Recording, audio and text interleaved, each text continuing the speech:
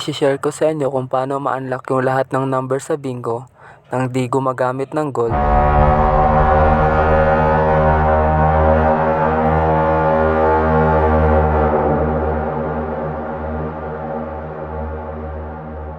What's up guys, Yudong Place nagbabalik na naman para sa ating panibagong content.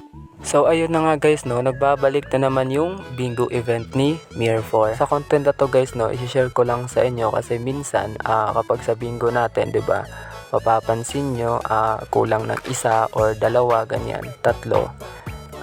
Bali yung i-share ko sa inyo dito guys, yung it's either na mabingo nyo nang di gumagamit ng gold or makatipid kayo sa gold. Sa mga di nakakaalam guys, itong bingo event ni Mir4 is hindi ito mag-e-end ng saktong 12 AM unlike dun sa ibang event na nire-release nila tulad ng Magic Stone, Spirit Treasure. Ayan, pag saktong 12 may end agad yung event. Dito sa Mir4 guys, pag patak ng 12 AM mag-e-extend yan hanggang 1 AM, which is meron pa kayong 1 hour para mag-grind ng mga bingo ticket or inter ticket kung tawagin. So ano bang gagawin kapag last 1 hour na lang yung event na bingo? Unang-una guys, bago mag-reset yung ticket, which is every 12 AM nagre-reset yung Magic Square tsaka Secret Pick, yung mga ticket na ginagamit natin daily. Maganda guys, kapag 11:50 pa lang or 11:40 papasok na kayo sa MS para makapwesto agad kayo kung saan kayo gustong tatambay. For example sa Magic Stone, ayan, sa training, gayon. Kailangan yung maaga pumasok sa sa MS bago mag-reset. Kasi kapag papasok kayo saktong 12 AM, kapag inaantay nyo pa yung ticket na magre-reset, which is malulugi na din kayo or nakukonsume yung time. For example, papasok kayo na saktong 12 AM kasi inaantay nyo yung mag-reset yung ticket. Syempre, mag-move pa kayo niyan, tas hahanap pa kayo ng mga protestuhan or hanapin nyo pa yung Magic Stone Chamber 3, ganun. Which is hindi siya gaanong maganda kasi nga nakukonsume mo yung time and nasasayang mo yung oras.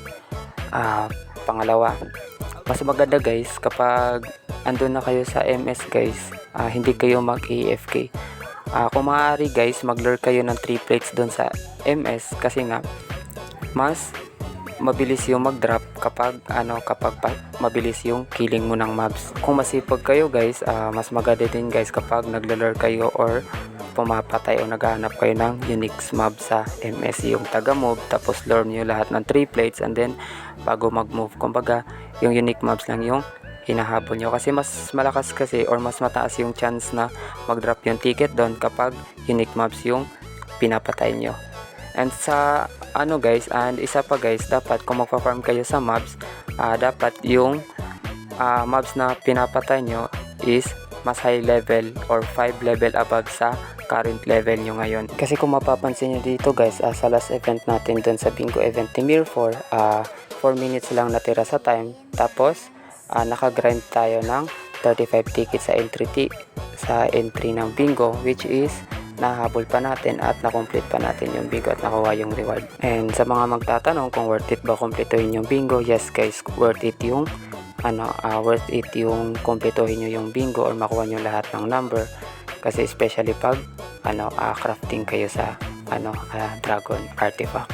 Ayun lamang guys, maraming salamat sa panonood. Kung gusto nyo ganito content, huwag kalimutan mag-like, subscribe, and see you sa next content. Bye bye.